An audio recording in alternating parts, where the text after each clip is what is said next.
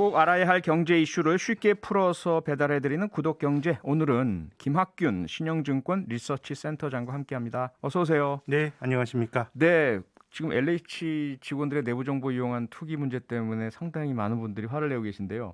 이 그냥 회사에서 내부 정보 이용해도 자본시장법으로 크게 처벌받지 않나요? 지금 금융회사 직원들은 꽤 네. 엄격하게 규제를 받고 있고요. 그렇죠. 특히 뭐 최근 5, 6년 정도는 그거는 뭐 지위 고하를 막론하고 예. 용납이 안 되는 건데 네. 뭐 자본주의 자체가 신뢰가 중요하고 특히 금융시장은 기본적으로 이제 믿음을 가지고 이루어지는 거기 때문에 그렇죠. 그게 굉장히 엄한 문제라고 생각합니다. 네. 예전에 뭐 이념적으로 국가보안법 이런 거 있었는데 예. 저는 이제 자본주의에서 이런 룰을 어기는 거는 조금 체제와 관련해서도 좀 엄중하게 봐야 될 부분이 아닌가 싶습니다. 금융시장 더더욱 그렇고요. 그렇죠. 부동산도 마찬가지인 것 같고요. LH 이번 사태는 정말 발본색원하고 재발 방지책 꼭 마련돼야 될 것 같습니다. 네. 네, 본격적으로 질문 드릴게요. 증시가 그동안 정말 기세등등했었는데 네. 최근에 막 주춤하고 흔들리는 모습이 보이고 있고요. 네. 언론을 보니까 이게 다 금리 때문이다 이런 얘기가 있습니다. 네, 금리가 좀 많이 올랐습니다. 네. 금리가 우리가 살아가는 대로 금리가 굉장히 중요하죠. 네. 은행으로부터 대출 받고 이런 것들 전부 금리가 중요한데 특히 투자 시장에서는 작년에 코로나 팬데믹 이후로 중앙은행이 돈을 엄청나게 풀면서 금리가 아주 초저금리가 된 게 네. 주식이라든가 주택이라든가 자산 가격을 끌어올린 핵심 동력이었기 때문에 예. 최근에 금리가 올라가니까 좀 자산 시장이 특히 주식 시장이 좀 흔들리고 있습니다. 아하. 도대체 금리가 얼마나 올랐길래 그렇게 흔들릴 정도가 됐나요? 좀 투자자들이 좀 이제 면밀히 보고 있는 게 미국의 10년 만기 국채 수익률인데요. 예. 코로나 팬데믹 직후에 그 돈을 많이 풀었을 때 저점이 한 0.5%였습니다. 네. 근데 작년 말에는 이게 한 0.9%까지 올라갔고요. 네. 2월에는 이 레벨이 한 1.6%까지 높아졌기 때문에 작년 저점 0.5%에서 최근 고점 1.6%면 1%포인트 이상 올랐기 때문에 예. 꽤 가파르게 올라간 겁니다. 아하. 그럼 미국 국채 금리 10년 만기 금리가 이렇게 상승한 원인이 따로 있나요? 네, 금리는 이자라고 생각하시면 됩니다. 예. 돈에 붙여서 주는 게 이자가 꼭 금리거든요. 네. 그러니까 금리라고 하는 건 돈의 가치고 돈에 대한 수요와 공급에 따라서 금리가 결정됩니다. 돈에 대한 수요가 많아지면 금리가 올라가게 되는 건데요. 네. 최근에 이제 금리가 올라가는 건 금융시장은 좀 흔들리고 있지만 아주 역설적으로 경기 회복에 대한 기대가 커지면서 금리가 올라갑니다.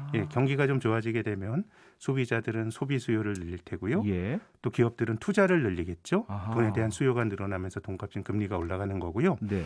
한편으로는 경기가 좋아지게 되면 중앙은행이 돈을 좀 덜 풀겠죠. 작년에는 중앙은행이 돈을 많이 풀면서 공급이 많아지니까 돈의 가격 금리가 떨어졌는데 네. 지금은 이제 중앙은행이 돈을 덜 푼다 그러면 이것도 금리를 올리는 요인이거든요. 아하. 그래서 금리 올라가고 있어서 금융시장은 조금 주춤거리지만은 네. 기본적으로는 이제 경기 회복에 대한 기대가 올해는 코로나 백신 접종이 확대가 되고 있고요. 네. 미국도 굉장히 강력한 경기 부양책을 또 바이든 행정부가 공언하고 있기 때문에 아하. 경기 회복의 그림자가 금리 상승이라고 볼 수 있습니다. 네. 백신 접종의 확대 그리고 미국 경제의 활성화 이런 것들이 금리를 끌어올린다면 사실 바람직한 현상이기도 겁니다. 하고요. 예. 주식 시장도 당연히 그러면 좋은 기대 속에 올라야 되는 거 아닌가요? 왜 네, 주식이 그렇게 떨어지죠? 생각하실 수 있는데 예. 사실 어떻게 보면 경기만 놓고 본다 그러면은 주가가 올라가는 게 맞고요. 예. 근데 주식뿐만 아니라 모든 투자가 어떻게 보면 금리가 낮아지게 되면은 또 다른 자산에 대한 수요가 늘어나면서 주가가 올라가는 거니까 네. 금리는 굉장히 이제 양면적 속성이 있습니다. 아. 그래서 과거에도 금리가 바닥을 치고 올라갈 때 예. 초반부에는 주식이 같이 올라갑니다. 경기가 좋으니까 주가도 올라가는데 네. 금리가 어느 정도 굉장히 중요한 그 수준까지 가게 되면 그때부터는 이제 주가를 끌어내리는 악재로 작용을 하는데요. 아하. 그럼 이번에 금리가 한 몇 %까지 올라가야 이게 악재로 작용할 거냐? 네. 여기에 대해서 명확한 딱 떨어진 답이 있을 수는 없지만 앞서서 제가 미국의 10년짜리 금리가 2월 달에 1.6%까지 갔다고 말씀드렸는데요. 예. 그때 주가가 꽤 많이 흔들렸거든요. 아. 제 생각에는 10년짜리 금리가 한 1.5% 정도 가게 되면 주식시장에서는 악재로 해석할 여지가 있다고 보는데 예. 왜 그런가 하면은 앞서서 이제 저금리가 주가를 끌어올린 핵심적인 동력이다라고 말씀을 드렸는데요. 네. 작년에 이제 코로나가 막 확산이 되면서 미국 중앙은행이 돈을 풀기 직전의 금리 레벨이 1.5%입니다. 예. 그럼 이제 10년짜리 금리가 0.5까지 빠졌다 1.5까지 간다 그러면 이미 코로나 이전 수준까지 간 겁니다. 코로나 전과 비교해 보면 더 이상 뭐 금리가 낮다고 말하기 어렵기 때문에 네. 금융시장이 민감하게 반응할 수 있는 하나의 수준으로 볼 수 있고요. 또 두 번째는 이제 미국 사람들이 주식 투자했을 때 네.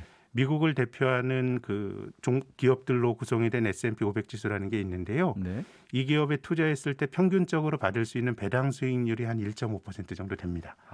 그럼 금리가 그걸 넘어가게 되면 금리 수준이 이제 배당 수익률보다 높아지니까 이게 뭐 딱 떨어지는 뭐 어떤 그런 인과관계가 있는 건 아닌데 네. 대략 한 1.5% 정도 가면은 좀 부담이 될 수 있다고 볼 수 있는데 최근에도 어쨌든 미국의 10년짜리 금리가 한 1.5% 가니까 네. 주식시장이 굉장히 민감하게 반응을 하는 모습이 나타났습니다. 그러니까 돈이 눈이 달린 것 같네요. 예, 금융시장에서 또 네. 눈여겨보면서 하하. 금리의 각 수준에 따라 또 의미를 부여하고 사람들이 행동을 하고 있죠. 네.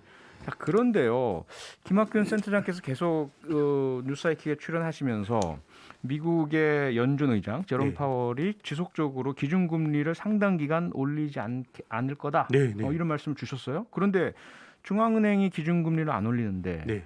국채금리, 뭐 소위 말해 시장금리만 따로 올라가는 거 이게 왜 그런 건가요? 그게 왜 그러냐면요. 중앙은행이 정하는 기준금리는 굉장히 중요합니다. 네. 지금 미국의 기준금리는 0에서 0.25% 사실상 제로 금리입니다. 예.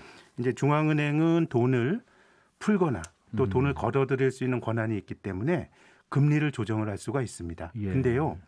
지금 이제 미국의 기준금리가 0에서 0.25%라고 말씀을 드렸는데 네. 우리가 예금을 할 때도 만기가 있고요.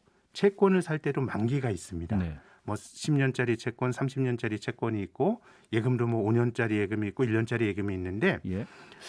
중앙은행이 기준금리를 정하면 다른 금리가 그 기준금리에 따라서 연동이 됩니다. 예를 들어서 보통 만기가 긴 채권의 경우에는요. 네. 금리가 좀 높죠. 우리가 1년짜리 정기예금과 5년짜리 정기예금을 비교한다고 치면 내가 5년짜리 정기예금 돈을 오래 묶어놔야 되잖아요. 예. 그럼 5년 드는 사람은 이자율이 높아야 거기 들 겁니다. 일반적으로 만기가 긴 그 예금이나 채권은 금리가 만기가 짧은 것보다 더 이제 높은데요. 네. 중앙은행이 결정하는 금리는 만기가 아주 짧은 단기 금리입니다. 미국의 기준금리는 아까 말씀드린 0에서 0.25%가요. 예. 금융기관이 거래하는 하루짜리 금리입니다. 아하. 한국은행이 결정하는 우리나라 기준금리는 만기가 7일짜리 금리입니다. 그게 네. 왜 그러냐면 만기가 짧은 금리는 중앙은행이 돈을 풀고 돈을 걸어들임으로써 중앙은행이 컨트롤할 수가 있는데요. 예를 들어서 30년짜리 국채 금리를 생각해 보겠습니다. 네. 그 지금 국채를 사는 사람은 30년 후에 이자와 원금을 받는 거거든요. 30년 후의 미래를 중앙은행이 어떻게 보장을 하겠어요? 그렇기 때문에 미국의 경우는요. 네. 미국의 연방준비제도 의장 금리를 결정하는 그 연방준비제도의 수장인 연방준비제도의장은 임기가 4년이고요. 예. 또 연방준비제도 이사, 뭐 금리를 의사결정한 이분은 만기가 13년입니다. 그러니까 미국의 그 대통령 임기도 4년이고 미국 의회 임기도 뭐 그 하원은 4년인가 그렇지 않습니까? 네. 2년씩 하고 예, 선거하죠. 예. 그렇죠. 네. 하원은 2년씩이네요. 네. 그렇죠? 근데 이제 만기를 그렇게 길게 두는 거는 임기를 기간을 그렇게 길게 두는 거는 정치적인 어떤 그런 것과 무관하게 통화 정책을 하라는 의미로 임기가 긴데 예. 13년 한다고 하더라도 30년짜리의 채권을 이 그 중앙은행가들이 결정할 수가 없어요. 그러네요. 우리나라만 하더라도 금통위원들의 임기가 4년이거든요. 네. 4년이면 10년짜리 금리는 이분들 다 그만두고 먼 미래에 결정이 되는 거니까 단기 금리는 중앙은행이 결정할 수 있습니다. 예. 근데 만기가 긴 장기 금리는 사람들이 중앙은행의 정책도 보지만은 앞으로의 경기에 대한 전망, 인플레이션 이런 걸 보고 있기 때문에 네. 최근에 단기 금리가 안 올라가고 연방준비제도 파월 의장이 나는 금리 안 올릴 거야. 최소한 3년 정도 우리가 저금리로 갈 거야라고 주장을 하는 거는 단기 영역인데 네. 시장이 그걸 의심한다고 봐야 되겠죠.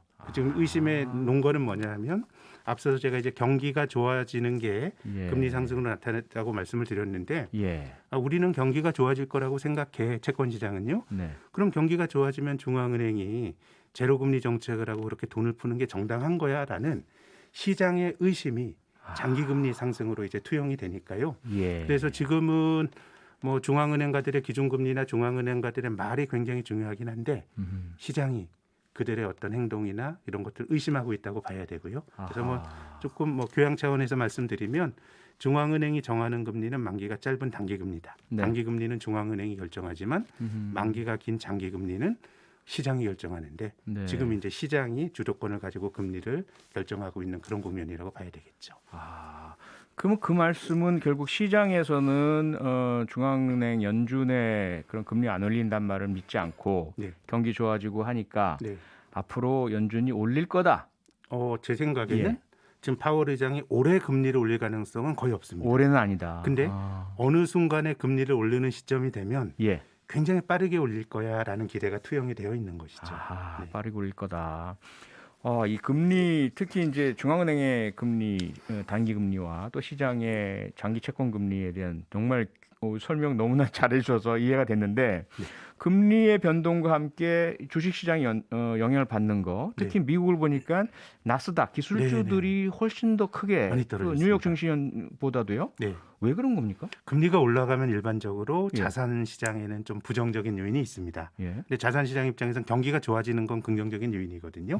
근데 성장주들은요. 네. 예를 들어 뭐 테슬라 뭐 이런 회사들은 당장 올해 내년 실적이 좋아지는 게 아니고 먼 미래에 좋아질 거다라는 걸 가지고 주가가 투영을 하는 겁니다. 예. 그럼 올해 경기 좋아지는 건 사실 성장주와 별로 상관이 없습니다. 어허. 그래서 최근에 미국의 기술주들은 많이 떨어졌지만 네. 미국의 전통적 그 산업 비즈니스를 하는 기업들이 많이 들어가 있는 다우지수는 오히려 주가가 좋거든요. 네. 그러니까 금리 올라가는 건 주식 전체적으로 악재인데 음흠. 그래도 올해 실적이 좋아지는 거는 나름 그 금리 올라간 나쁜 효과를 완충할 수 있고 그런 걸 없이 그냥 먼 미래에 대한 기대가 투영이 된 성장주가 많이 그거는 이제 금리 올라갈 때 100% 악재로 작용을 해서 네. 그래서 금리가 올라갈 땐 통상 성장주 주가가 약한 모습이 이번뿐만 아니라 반복적으로 나타나고 있습니다. 그런데 우리나라 증시에는 나스닥이 훨씬 더 큰 영향을 준다면서요? 뭐 한국 사람들이 이제 기술주 투자를 좀 많이 했고요. 네. 우리나라도 기본적으로 IT 기업들이 많이 이제 들어가 있기 때문에 뭐 나스닥이 그래도 더 큰 영향을 주는 것 같습니다. 예. 이 금리와 주식시장의 연동 관계 참 알 것 같기도 하고 모를 것 같기도 한데 내일이죠, 3월 5일. 네. 파월 연준 의장이 어떤 발언을 할지 많은 좀 관심이 또 쏠리는 것 같아요. 아마 뭐 좀 진화를 하려고 그러겠죠. 예. 제 생각에는 금리가 정말 올라가 버리면요. 이건 주가가 떨어져서 주주들이 손해를 보는 정도가 아니고 예. 상당수 나라들은 큰일 납니다. 한국만 해도 큰일 나요. 예. 한국만 하더라도 가계부채가 굉장히 많은데 금리가 올라가게 되면 큰 충격을 받고 예. 또 지금 막 정부가 돈을 굉장히 많이 쓰고 있는데요. 네. 뭐 사회적으로 논란이 되고 있지 않습니까? 네. 근데 작년에 매우 흥미로운 작년에 우리나라 국가 부채가 많이 늘어났는데 정부의 이자 지급 비용 부담은 줄어들었습니다. 그 왜 그러냐면 금리가 낮아지니까 빚이 늘더라도 높은 부채가 유지가 되는 건데 네. 이제 글로벌 금융위기 이후로 한국 가계 그리고 다른 나라들은 정부의 부채가 많이 늘어났기 때문에 예.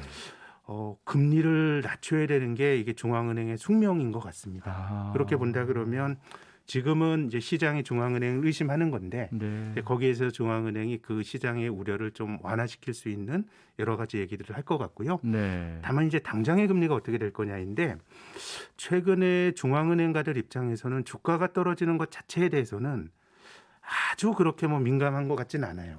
왜냐하면 뭐 실물 경제에 비해서 주가가 너무 많이 올랐다는 생각은 좀 가지고 있기 때문에 네. 제 생각에 뭐 지금 정도에서 금리가 더 올라가고 주식이 떨어지는 부분에 대해서는 중앙은행이 그걸 막기 위해서 무리수를 둘 것 같지는 않은데 예. 예를 들어서 지금 미국 금리가 좀 한 1.6%까지 갔다고 말씀을 드렸는데 2% 언저리 가고 그러면 더 강력한 정책을 통해서 금리를 좀 낮출 거라고 생각합니다. 예. 아직은 아니다. 네.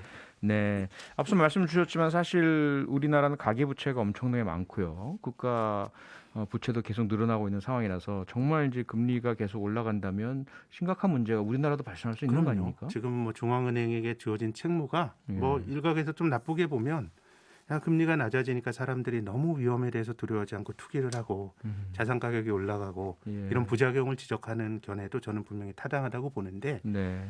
근데 이제 실물 경제가 너무 취약하고 부채가 많아지다 보니까 금리가 올라가면 이게 안 되는 상황이니까 현실적으로. 이게 자산 시장에서 일종의 약간의 풍선 효과가 네. 나타나고 있다고 생각합니다. 네. 그러니까 어떤 식으로는 약간의 자기 형편에 맞게 투자를 하고 사는 게 지금 세상에는 좀 맞는 게 아닌가 또 이런 생각도 드네요. 네. 금리 변동 관련해서 또 걱정되는 게 물론 주식 시장도 그렇지만은 기업들과 특히 수출입 관련 기업들의 환율 부분도 상당히 환율인데요. 민감하잖아요. 지금은 미국 경제가 생각보다 너무 좋네요. 예. 또 거기다 바이든 행정부가 경기부양책까지 쓴다고 하니까 미국 금리가 생각보다 다른 나라 금리보다 빠르게 올라갑니다. 네. 미국 금리가 높아지면 미국 돈의 달러 가치가 높아집니다. 음. 달러 가지고 있으면 이자를 많이 받잖아요. 그래서 달러가 강해진다는 거는 원화가 약하다는 건데 예. 수출 기업들에겐 좀 도움이 될 테고요. 원달러 그렇죠. 환율이 올라가면.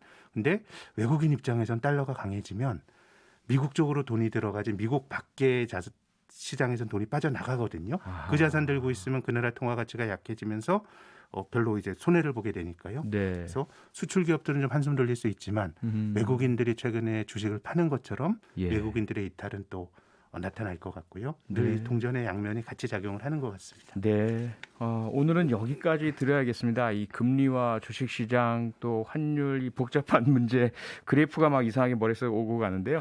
쉽게 설명해 주셔서 너무 감사드립니다.